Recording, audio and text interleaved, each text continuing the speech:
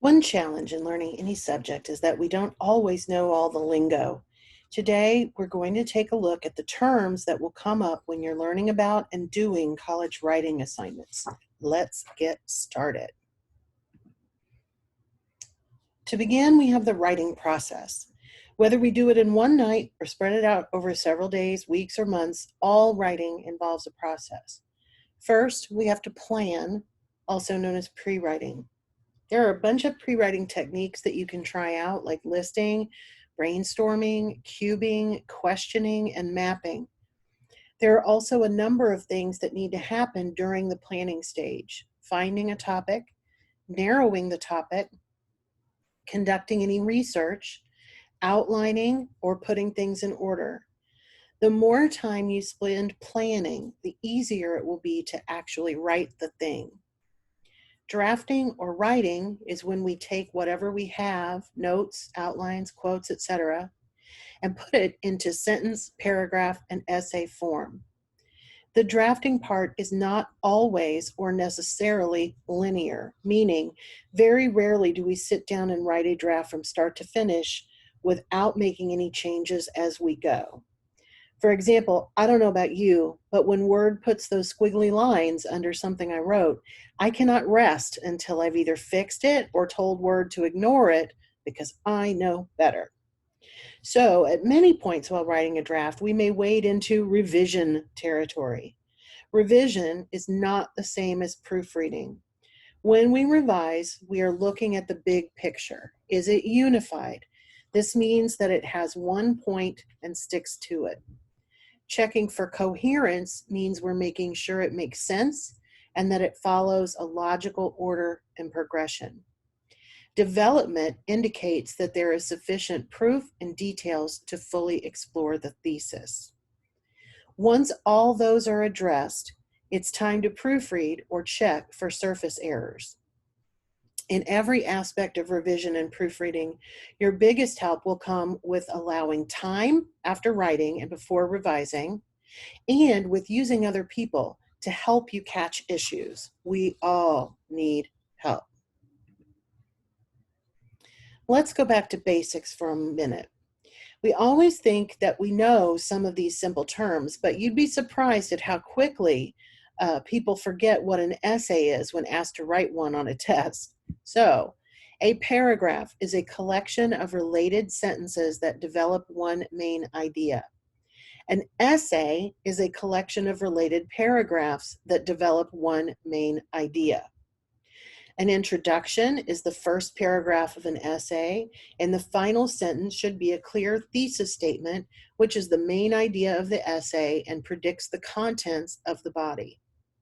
In the body paragraphs, we often use topic sentences to state the main idea of the paragraph, in addition to the detailed sentences that support that idea. The final paragraph of the essay is the conclusion, and it should sum everything up and leave the reader with something to think about. There are a number of techniques for what to do in your intros and conclusions, such as asking a question, using a quote, telling a story or anecdote, giving a call to action, etc. There's no set number of sentences in a paragraph or paragraphs in an essay, but you can generally think of intros and conclusions as 3 to 5 sentences, while most body paragraphs will be more like 5 to 7 or even more. It is also sometimes necessary to break one idea into multiple paragraphs if needed. It's better to have fairly compact paragraphs in terms of coherence. The items here are all common issues that we run into in Grammarland. It's good to know the terms in case you see one on a paper that gets returned to you. A compound sentence is one where two sentences are joined together with what we call a coordinating conjunction. It requires a comma before the conjunction. There are a finite number of them, and we can remember them as the fanboys: for, and, nor, but, or, yet, and so. When the sentences are joined together with a subordinating conjunction, such as when, if, or because, no comma is used. When there is an introductory clause in front of the subject and verb in a sentence, it should be followed by a comma. Sentence fragments are lacking either a subject or a verb. Run-on or fused sentences join more than one sentence with no conjunction or punctuation. A comma alone is not enough to join two sentences and is an error called a comma splice. The two most common forms of format and documentation used in college courses are MLA and APA. While there are differences, the basics are the same. These provide rules for what a paper should look like and how to cite any research used properly to avoid plagiarism and to show your credibility through good research.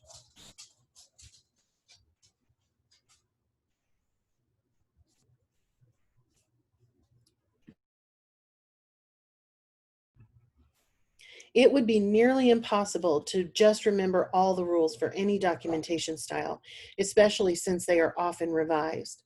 The key is knowing how to locate and follow the current rules for whatever system you've been assigned. A cover page contains the title and identifying information and is used in APA, but not MLA. The header is what goes at the top of every page. It contains the page number and, only in MLA, the writer's last name. In an APA document, page 2 contains an abstract, a one-paragraph summary of the paper. Margins and indents, as well as fonts, sizing, and spacing, are all dictated by the style used. Currently, both MLA and APA require 1-inch margins, 1/2-inch indents for paragraphs, hanging indents for citations, Times New Roman 12 point or another standard font in a standard size, and plain double spacing. Note that the standard Microsoft Word document has to be altered for the spacing and the font. Headings and subheadings are often used in reports and APA documents. The list of sources at the end is a bibliography. In MLA, we title it Works Cited. In APA, it's called References.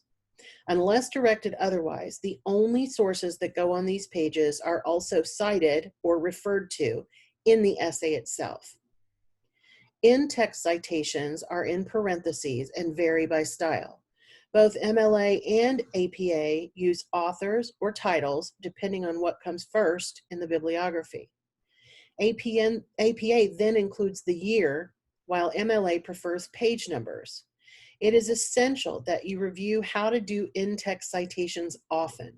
It is also crucial to note that quotations and any information paraphrased, put in your own words, or summarized, boiled down to the main point, must be properly cited with both an entry on the citations page and in-text citation. No exceptions. Finally, I'd like you to know the phrase integrating quotations. Whenever we use direct quotations, it's important that we smooth the transition of that research into our own writing by attaching the quote to a phrase or sentence of our own. If a quote is just plopped into a paragraph all by itself, well, think of it this way: quotations get lonely too.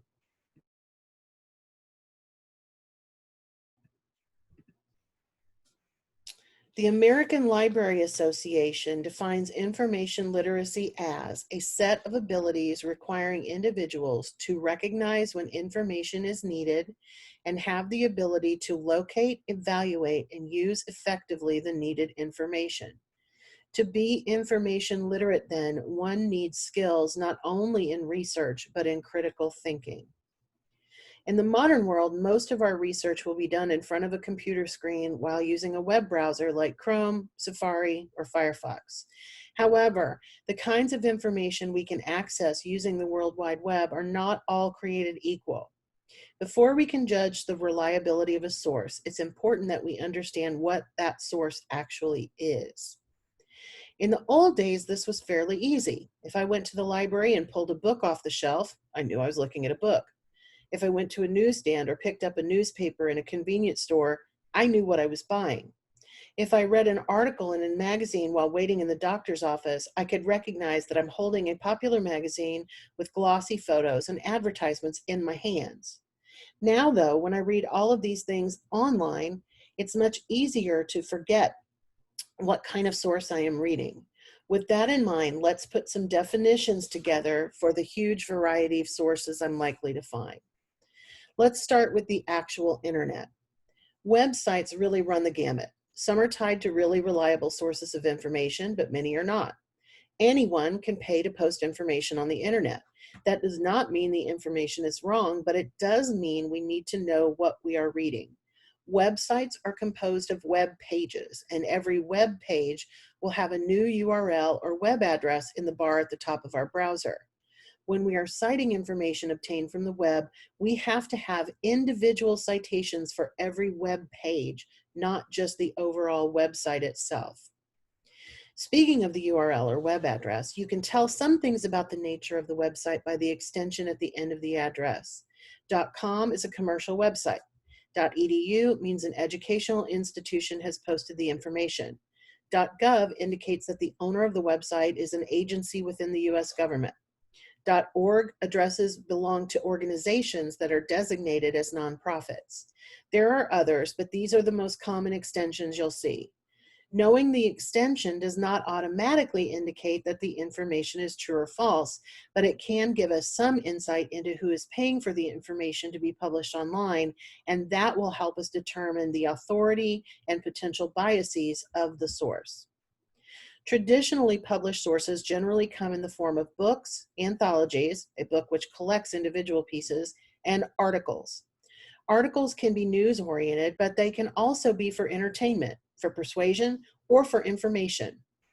They can be published in newspapers, popular periodicals, typically referred to as magazines, academic journals, which are peer-reviewed by other experts in the same field, or trade publications aimed at a particular industry. These often look like a popular magazine with glossy photos and ads. As with information published solely for the internet, traditionally published information comes with pros and cons. Newspaper and magazine articles are usually published quickly, so the information is current, but the writers are journalists who are not experts on the subject. They do tend to work hard to get the information right, but sometimes the story comes out before all the facts are in. Books are awesome, but publishers are not all the same. People can even pay to self-publish a book, whether they're an expert or not. Plus, the process of publishing a book takes time.